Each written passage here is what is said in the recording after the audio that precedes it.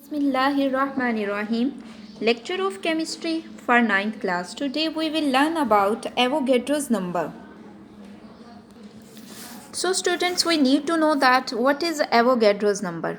So Avogadro's number is defined as a collection of 6.02 into 10 raised to power 23 particles. Avogadro's number is a collection of 6.02 into 10 raised to power 23 particles. यानी Avogadro's number हमारे पास क्या है कि ये 6.02 into 10 raise to power 23 particles की collection है। और इसे हम क्यों यूज़ करते हैं? Because in chemistry we deal with substances which are composed of atoms, molecules or formula units. The counting of these particles is not possible for the chemist. So the concept of Avogadro's number facilitated the counting of particles contained in the given mass of a substance.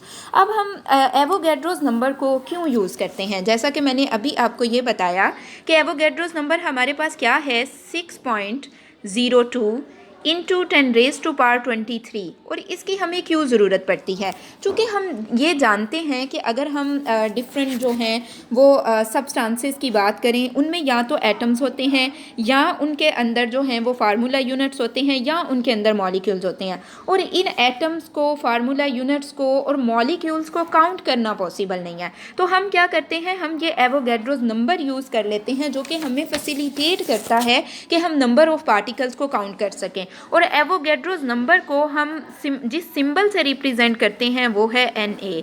Avogadro's number को हम जिस symbol से represent करते हैं वो है Na। अब अगर आपके पास 6.02 into 10 raise to power 23 atoms हैं, या फिर आपके पास मॉलिक्यूल्स हैं, या फिर आपके पास फार्मूला यूनिट हैं, तो उसे हम कहेंगे कि ये एवोगैड्रोस नंबर हैं जो कि इक्वल होता है 1 मोल के।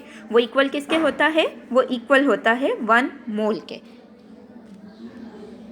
इसे हम सिंपल एग्जाम्पल से समझते हैं। जिस तरह से अगर आप 1 डज़न की बात करते हैं तो उसमें 12 एग्स होते हैं, ठीक है। 1 डज़न की बात करते हो तो उसमें कितने एग्स होते हैं? 12 एग्स होते हैं। इसी तरह से अगर आप बात करो 1 मोल की, तो 1 मोल में जो पार्टिकल्स होते हैं एटम्स के, मॉलिक्यूल्स के या फिर फार्मूला यूनिट के, वो 6.02 इंटू 10 रेज टू पावर 23 होते हैं।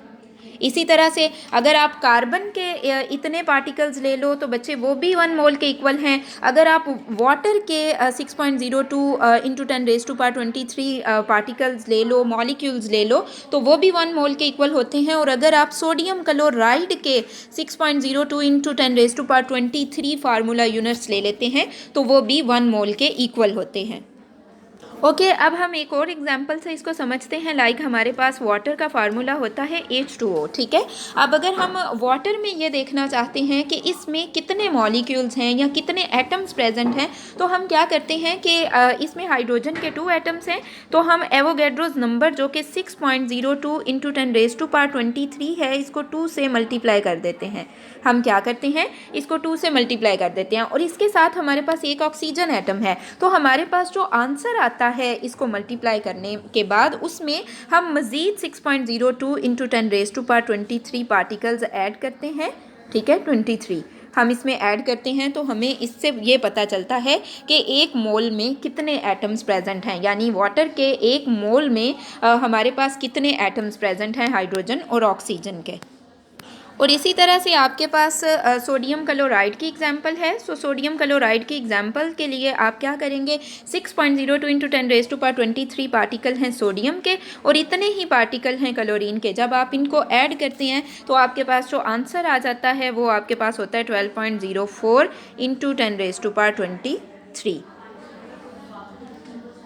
Now mark the question related to Avogadro's number. So the question will be write note on Avogadro's number. So the answer of this question will start from here and ends at this point.